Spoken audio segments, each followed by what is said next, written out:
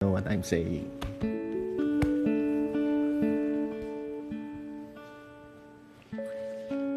Orbski!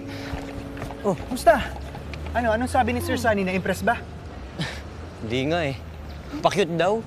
Masama ba yung cute? Ewan ko. Pero kasi parang hindi enough yung cute lang, di ba? Anong suggestion niya? Maghanap daw ako ng bubog. Oh, intense ha? Buti di sinabing kumain ka ng bubog. Di ba? I think, ang ibig sabihin lang ni Sir, maghanap ka ng masasakit na experience. Eh, may masakit ka nga ba experience bukod doon sa time na tinuli ka?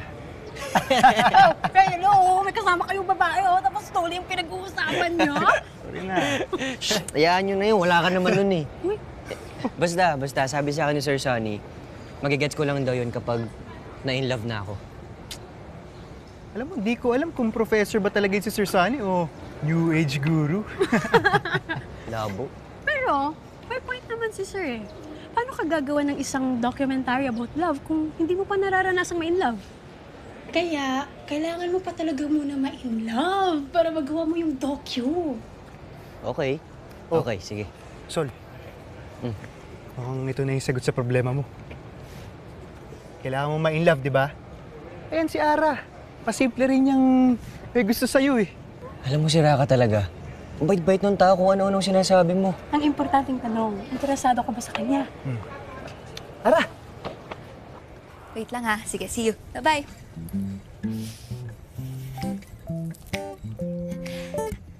Hi guys. Hi Sol. Hi, Ara. Ay, nga pala. I was gonna ask kung interested kayong mag-group study for Media Law tomorrow. Sure. Ako. Pas ako. Kailangan ko umuwi na maaga eh. Claudine, Check ko ha. Saan ba kayo if ever? sa library lang. Sige, try ko. So, si Sol lang pala ang sure. Okay. Sige. Chat-chat na lang tayo. Okay, sige. Chat-chat na lang. Okay. See you tomorrow. Shot sila.